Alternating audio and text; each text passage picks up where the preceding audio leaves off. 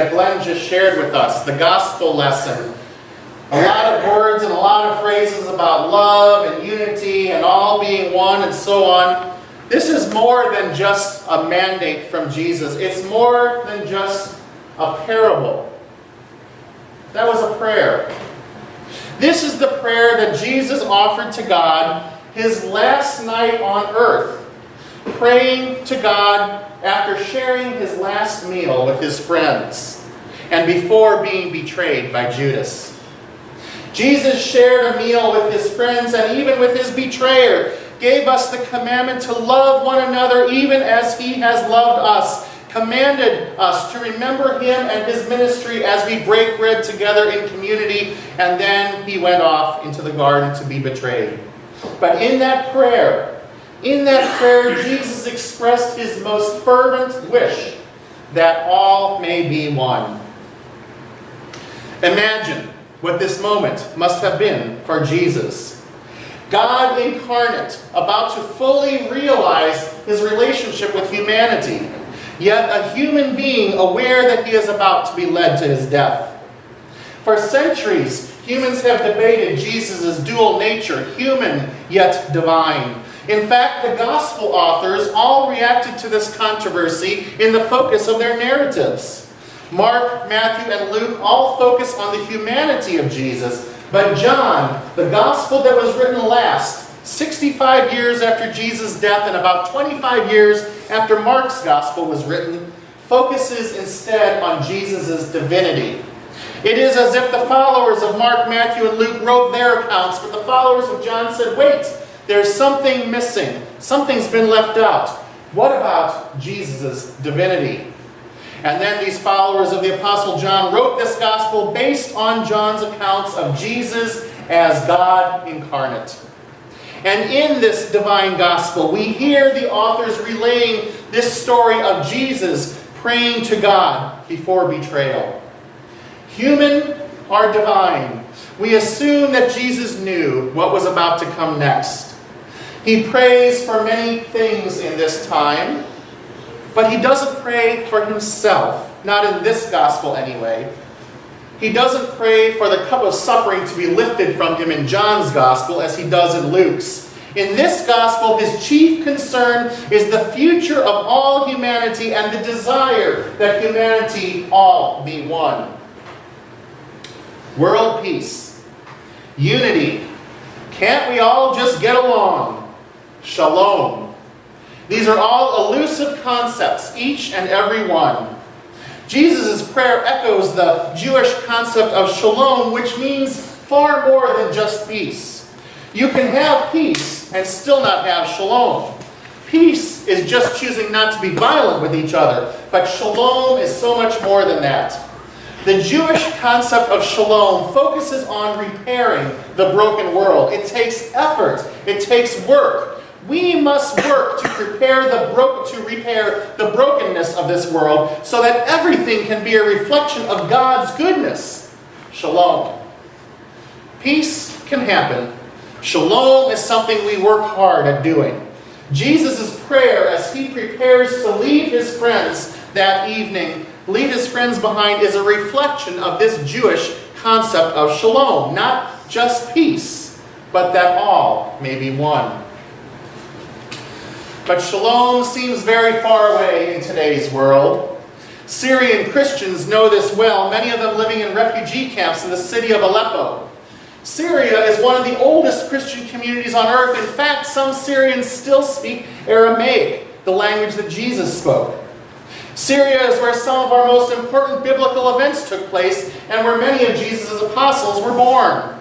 Yet Syria today is ravaged by war, a civil war that is tearing the country apart. Syrian Christians are driven from their homes by the violence of war, and country after country refuses to give them aid. We discard them as mere objects to be ridiculed or shunned. But these are real human beings longing for shalom, and reducing them to mere objects is a rejection of Jesus' prayer for unity, a rejection of shalom. This amazing love that Jesus had for humanity, exemplified in this dying prayer that evening, is lost when we turn our backs on those who are suffering and in need. Chiapas, Mexico, a state that is dear to my heart. I've been on 3 mission trips there in the past 4 years, to Chiapas, to this town of San Cristobal de las Casas and the surrounding communities. When I see and visit these communities, I see hope for humanity. I visited with young girls in their homes who work together to care for each other's children, to care for their parents, and to weave textiles for the tourists. I've talked with men who are passionate about their work, who must work every day for something that is meaningful to them.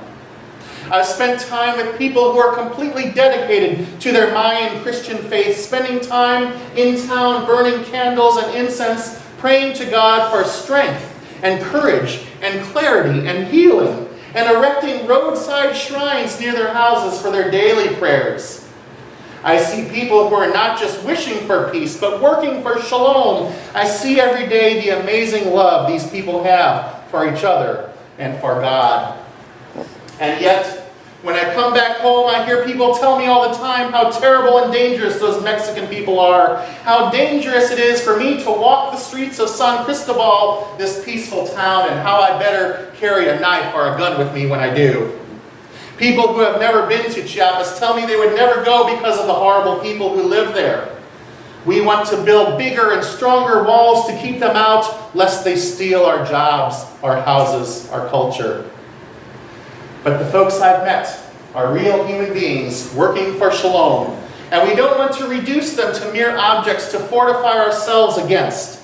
That's a rejection of Jesus' prayer for unity, a rejection of shalom. This amazing love that Jesus had for humanity, exemplified in his dying prayer that evening, is lost when we turn our backs on our neighbors. And in Kenya, where Laura's been, people are dying because they don't have access to clean water.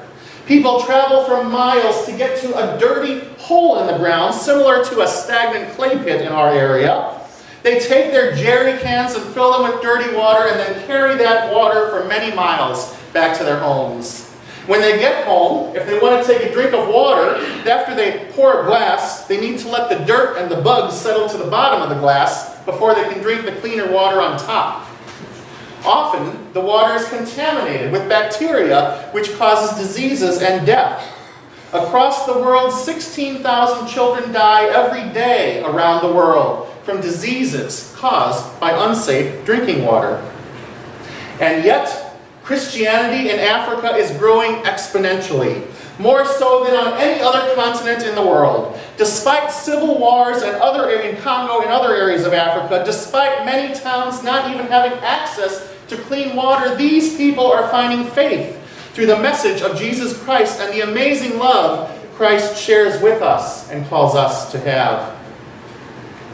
Church World Services is the recipient of our Crop Walk funds, along with Helping Hands Food Pantry here in town. And Church World Services is working with villages in Kenya and other places to install solar-powered deep wells, such as the one we see in this painting here, so that entire communities have access to clean water.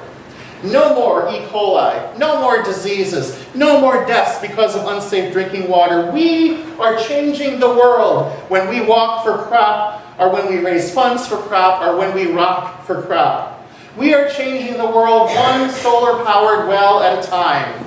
And we do this in response to Christ's prayer for unity, that we may all be one.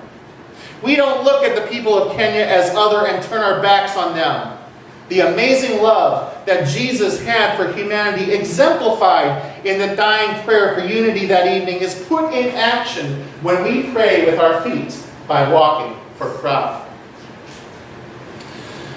But we don't need to look at other countries to find disunity. We don't even need to look to our own country. Sometimes we just need to look inside ourselves. Many of us are struggling with issues that cause us discomfort, disunity, dis-ease. The loss of a loved one, the loss of a job, the loss of security that one feels when everything is going right in the world and then it gets turned upside down. Struggles with addiction, struggles with depression, other struggles in our hearts. All of these struggles and burdens can weigh us down so that we feel separated from our family, our friends, our community. These internal struggles cause us to feel, sometimes can cause us to feel separated from God.